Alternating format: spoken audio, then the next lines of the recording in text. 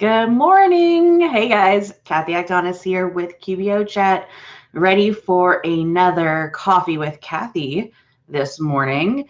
And I have some ideas of what I'm going to talk about, but I'm not quite exactly sure on everything. So you're going to bear with me today, right? And I really hope you guys are in here to ask questions and join along so that I'm not all by myself this morning. I will tell you, I am really, really tired today. Yay! Gonna drink my coffee this morning. This is my Stand Up to Cancer mug. So great organization there. So introduce yourselves if you are joining in. I am going to share a link, if I can get back to the page. I'm telling you guys, I'm a little tired. We are talking about pages, right?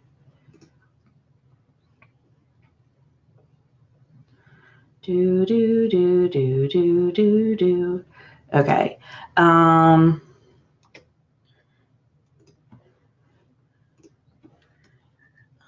Training tomorrow. So I am going to be presenting this training class tomorrow. I just shared the link in here. I think it'll work. Let's hope it does. But yeah, it's saving your clients from themselves, finding and fixing top QBO mistakes with me. So it's tomorrow, 11 a.m. Eastern, 10 a.m. Central. So, and you get one CPE credit for the course. So I would love to see you guys on there. It is the first time that Elephant Training is doing a QBO or QuickBooks course. So I am so honored that Amanda asked me to be there. So, and to help lead the course. So I'm excited. Yay.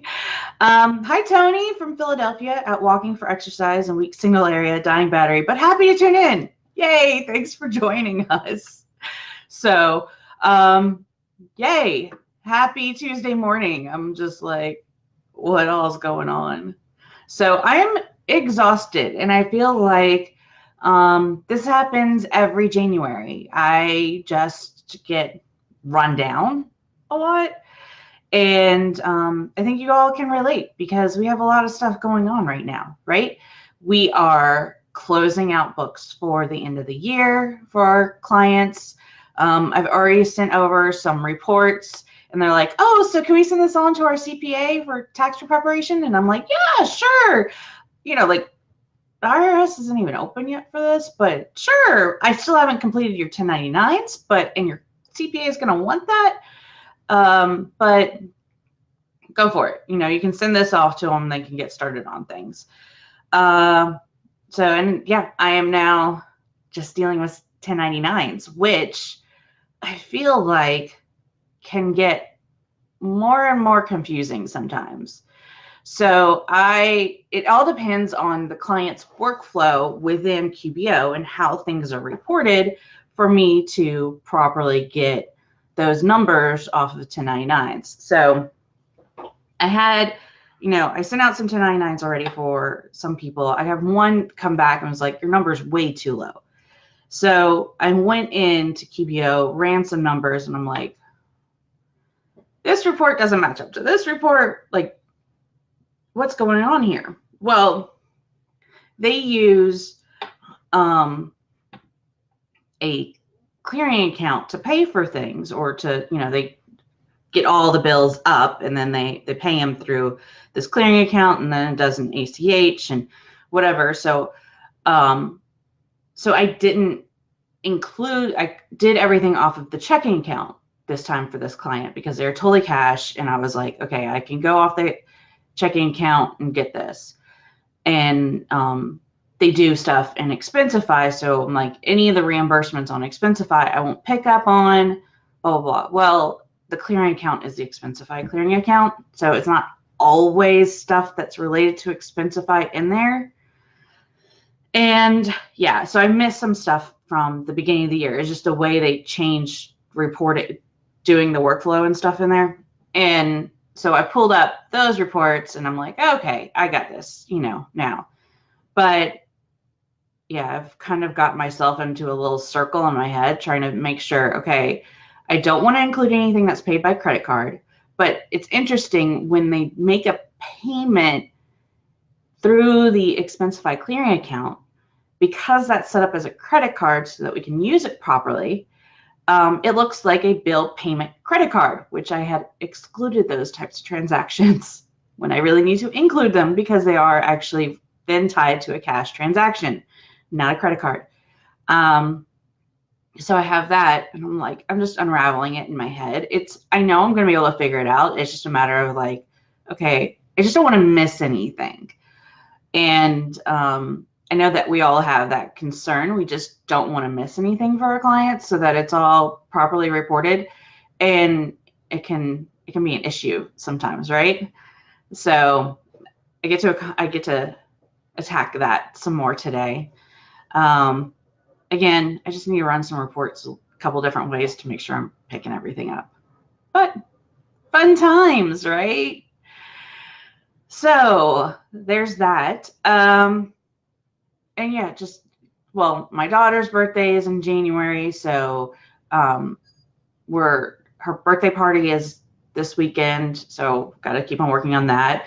My other daughter has been dealing with like tendonitis in her arm, so she's had a cast for the last 3 weeks. She got it taken off this morning, but she has like a sprained ankle too, and just all this crazy stuff. And let's see, Girl Scout cookies are in season, so we're trying to get those sold, and that deadline is next week. I am going insane.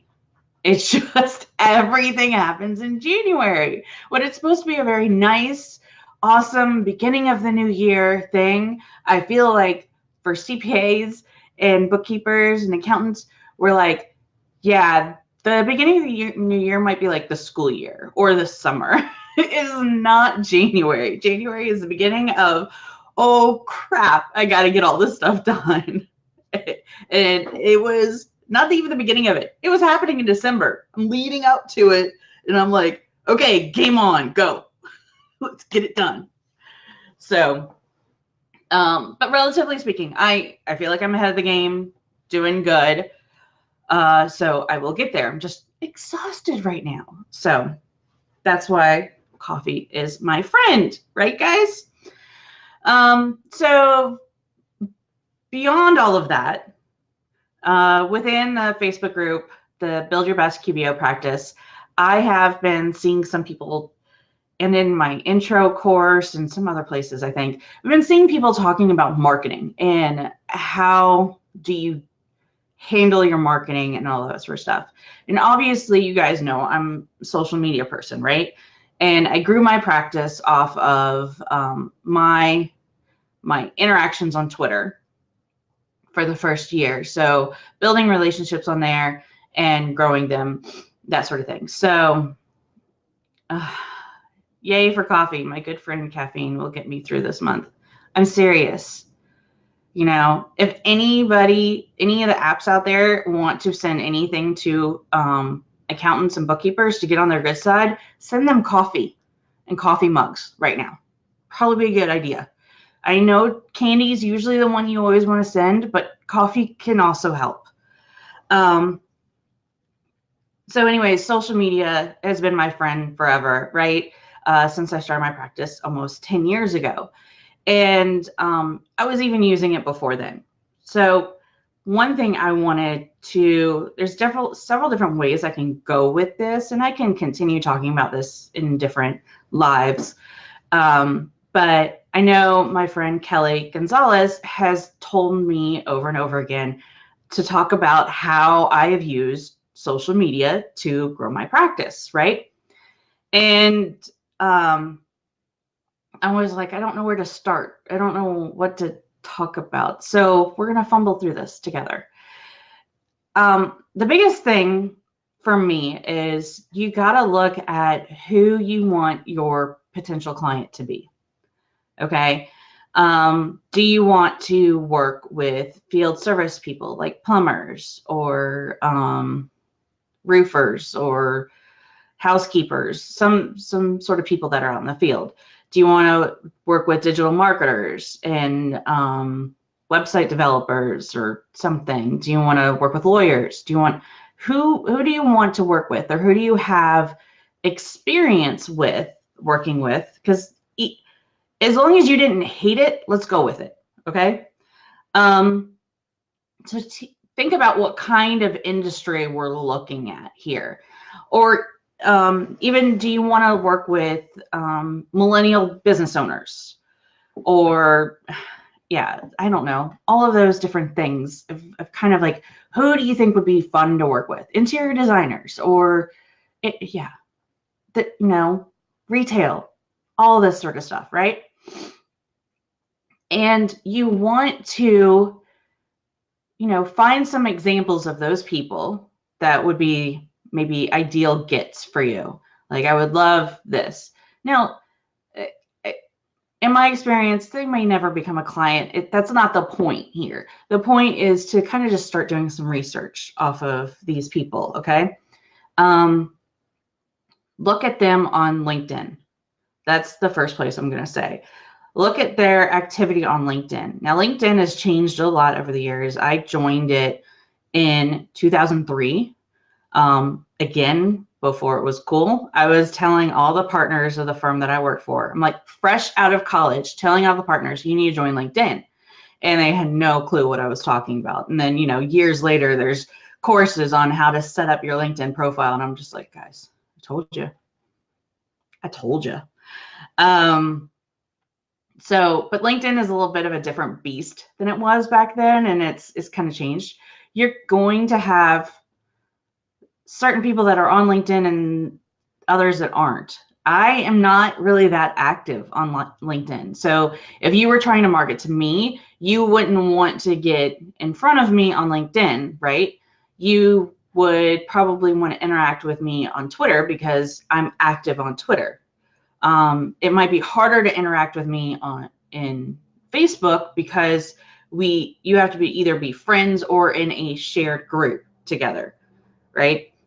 So it's one of those things of where are these people paying attention? Obviously, I'm paying attention on Twitter because you can directly have a conversation with me, engage in something I said, and kind of have like, a one-off conversation. And I feel like that's your goal with people, is to try to find some sort of connection so that your name stands out. It's one of those things, I don't know how many times you have to see something before you buy it. You want that name to show up over and over and over again in front of them in a good way, right? So that they start to build that relationship with you and get comfortable with who you are and learning more about you. I am the sarcastic one. I'm the sarcastic one on Twitter. So if I'm ever like roaming around on Twitter and having conversations or something, I'm joking and I'm having fun with it. And hey, I'm tweeting about The Bachelor like I was last night, and different things. It's just, how are you going to connect with someone at whatever level, right? So how are you going to have that connection with them? Very important. So thinking about LinkedIn, I feel like this is a specific type of group of people, that specific personality type. It was several years ago where I saw someone post on LinkedIn of like whatever they were explaining the thing. They were like, oh my God, this is like blah, blah, blah. And I'm like, okay, this is just like Facebook, but you as a professional, you might not even be on Facebook. So like if you're super professional into your business, dealing with other professionals, I don't know, selling B2B or something like that, you might be first on LinkedIn, because this is kind of your networking playground. It's more like I want to say uptight, more professional, I guess. I don't think I could get away with my sarcasm as much on LinkedIn, right? It just feels a little bit more like, yeah, I got to sit up straighter and not get in trouble or something. I still try to get away with stuff, right? I still have to share things and whatever. But the one thing that's happened is like, okay, you can look at people's profiles, right? And see what they're doing. Are they active? Are they writing articles on LinkedIn? Where I have a client, she writes articles just on LinkedIn. And I honestly hadn't been paying much attention to it because I haven't been on LinkedIn, but she has, all of this material because she's marketing to other professionals that are on LinkedIn. Like they're going to be on LinkedIn. So to have that content there is a great way to connect with them so that they can get interested in different things. And it's sharing stuff that would get someone interested in reading it or looking at it and getting more involved with it, even leaving a question or a comment on things, trying to engage them in some sort of way. So when you get the engagement, it's awesome. The other thing is you still want to leave some sort of call to action every once in a while. So we might share content and stuff, but you never ask for the sale or the prospect of the sale. You want to sprinkle that in. You do not want to be the overseller, like everything I'm putting out there, I'm selling you on things, because I don't care about that. I'm not going to pay attention. My eyes are going to automatically scan past you when you become that salesperson in my head, right? When I'm just scanning through something online. So I would definitely be like, in LinkedIn, you want to make sure you have an awesome profile set up. You want to have your picture on there, and your profile should have some key terms that people can search for and maybe find you, because that's something that they will do, right? And then make sure you share some content within the feed area. I'm looking at it now. It's kind of like Facebook, where you can like things, you can comment on stuff, blah, blah, blah. I feel like for now, groups are kind of dead in LinkedIn. You guys might have a different opinion. That's totally perfectly fine. But I have not actively been looking to see if they're active, but I haven't heard much, so I don't think there's much going on. I do have a group or two on there. I just checked, and it's like my QBOchat group. It has like one person asking to add into the group in the last 6 months or something. So that's funny. The last post was 9 months ago. Yeah, no one's not really using it. It's better. It's here in this instance, you're connecting with people that are following you, that you're connected with. So that's good. Now the question is how do you build those connections, right? And that can be a difficult question, I guess. One thing you can do is once you make connections, or you make connection with maybe a client that you already have, look at their connections and see who all they are, and then ask your contact if you can have a virtual introduction to that person. Be like, hey, I'd love to connect on LinkedIn. Even if you want to do coffee or something like that, that'd be a great way to connect on things. Or I'd love to connect on LinkedIn so that, I see that you're sharing some awesome content. I'd love to connect so that I can keep on seeing it. Don't do that thing where like, hey, I just want to, like automatically try to connect with people on LinkedIn.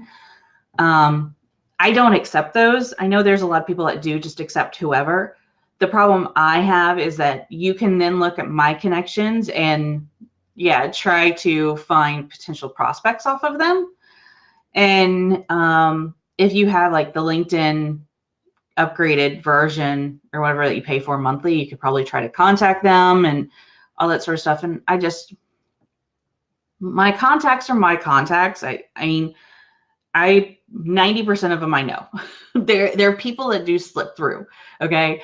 But I have no problem connecting people to other people. If you want to be connected to someone, let me know and I'll, make an introduction.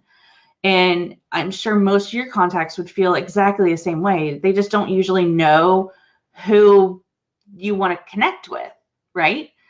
So ask for those connections. There's nothing wrong with that. I think I have my husband came home. It doesn't belong here. I'm like, I hear steps. What's happening? Total distraction right there, isn't it, guys? So that's things that I see on LinkedIn. Definitely try to have conversations with people. Try to share content that will get people talking with you. Remind them of who you are. So share QuickBooks content every once in a while. But guess what? Unless you are selling to someone that is in the QuickBooks world all the time, you probably don't want 100% of your content to be QuickBooks stuff, right? You really want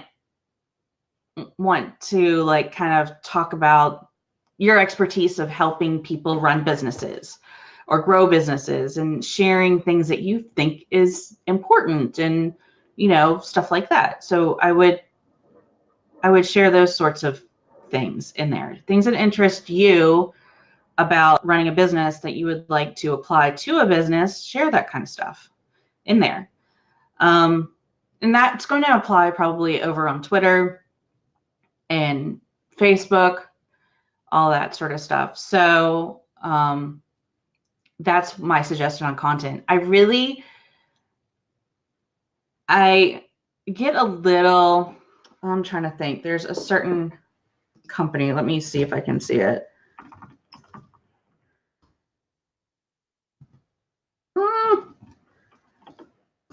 Let me go to the website. Go to the blog. Okay, so there's some, and I'm not going to call people out or anything, but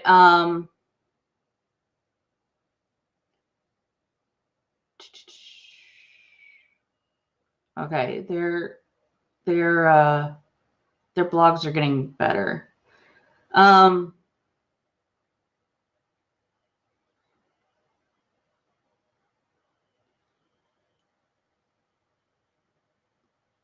I'm looking. That one's kind of. So here's the thing. I'm not sure how much your potential clients care about I'm like how you're running your business, unless it can kind of relate to them somehow.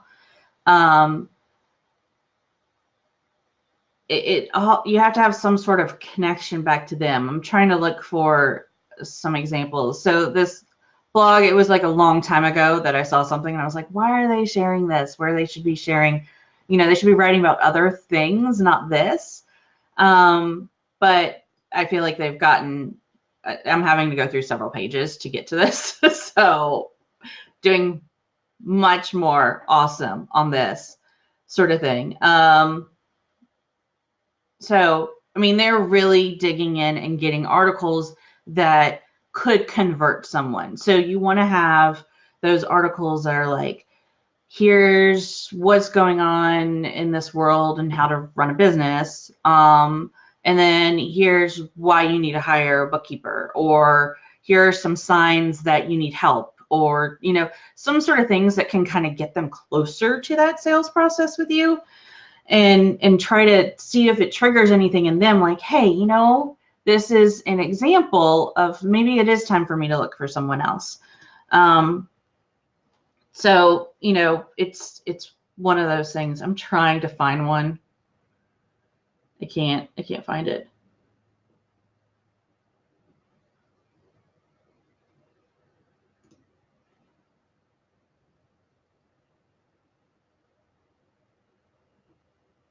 Okay, so they are doing massively better, right? Let's go to the last page.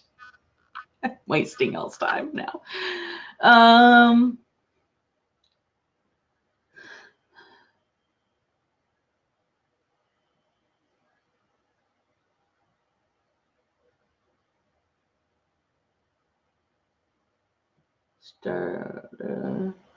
Okay, yeah, their articles are much, much better. All the titles are much, much more better.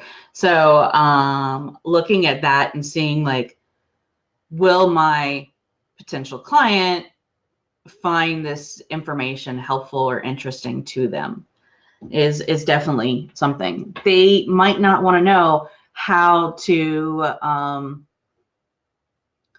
reconcile a bank account because maybe they have bookkeepers and they've never done that before, or you know, that sort of stuff. Think about what they might be doing in QBO if you want to give that kind of support or knowledge. But I bet you if they're on LinkedIn, they have someone doing their books already, or they need someone doing their books. Because again, I just feel like it's this different level of business where it's business to business selling, and you know, people are wearing suits a lot. They're all, you know, I feel like it's, yes, I'm putting together a persona of who they are. There are a ton of outliers to this. This is not, you know, everyone. There's nothing wrong with anybody on the outside of it. It's just, okay, what do you think of as the core of LinkedIn, right? And who are you talking to? Like, let's talk to the core, because we want to talk to the 80%, not the 20% in here, right? Because it's going to be a lot harder to convert the 20% than it is the 80 out of here. So yeah, how do we talk to these people? How, you know, what do you think is going to get their attention? And think about it too, like what would get my attention out of this? Is this really going to get my attention? Or when I'm looking at stuff, do I just roll my eyes and scroll on to the next thing? That sort of thing. So that's definitely important when you're looking at content. And yeah, and definitely make it clear on your page of what you sell, how to contact you, your services, get reviews or recommendations if you can from clients, link to your ProAdvisor website or link to your website, all those sorts of things that you can do to help grow your LinkedIn presence. But I feel like really you're going to need to be spending some time in that feed in the middle. And remember, if you're sharing content, you have to have people following you to share content for them to actually read it. But you can be following other people that might have a much broader group of followers, connections, sorry, LinkedIn connections. So if you comment on those posts and start to engage, grow relationships, then it might lead to connecting and helping grow your audience that way. So those are it's my LinkedIn stuff. But have an idea of like how you're going to work with it and like what's your strategy with LinkedIn, and keep it going. You want to be active, but not overly active. So you kind of want to see like how other people are posting. And I'm sure they have an algorithm just like Facebook. So the first thing I see is something that was posted 3 days ago. And there was a comment on it from 2 days ago. So obviously it's not in chronological order, but it's there, right? So this was posted 5 hours ago. I guess this was a share from someone else. So, you know, look at these things, see stuff. The easiest to start growing, I would say, easiest thing to do is probably start connecting with people that you've seen in these groups and stuff. You kind of just want to get if you don't have any connections yet, you want to get some, right? You want to start building it. So it's not like this person like, hey, you have no connections. I don't know why I'm going to be connecting with you. So start out with people in the industry and stuff like that. Again, if you want to connect with me, I'm one of those, like, I want to know you when I have some sort of connection for me to actually connect with you. But I feel like the majority, there's a lot of other people out there that they just like, sure, let's connect. Let's, blah, blah, blah, all that sort of stuff. They're also seeing it as a potential to sell you on something. So think of it that way, just let you know. So I just saw some guys getting someone's getting a corporate retreat with the Red Hot Chili Peppers. I don't see, this is where the distraction goes. And schedule some time every day to like review, post, and share stuff. It's the time you put in to connect with people that we're really looking at here. It's just like, think about the time you would spend at a networking event, a Chamber of Commerce event, any of those things that we're doing here instead of in person. And it could be faster or shorter. I mean, for me, I'm not really good at networking events and talking. Like, if I see a whole room of people I don't know, I don't do well, right? I freeze up and yeah. You could see me. I'm gonna have an anxiety attack thinking about it. But in the comfort of my own home, in here, I feel comfortable because I feel like I can make little one-on-one connections at a time. And if they fall short, that's fine. I don't get to see their bored face looking at me and staring at me going, why the hell are you here talking to me? They just don't pay attention to me. That's fine. But otherwise, it's easier, like, feel better talking to people that are actually interested and building some sort of rapport with them. So that's me talking about LinkedIn and a little bit. So I'll do some more of these, but I wanted to start with LinkedIn because it's one that I haven't looked at in a while, and just wanted to kind of share my opinions on things. But I feel like it is a good resource for people, and there are people connecting on here more. So it's possible for you to do it too.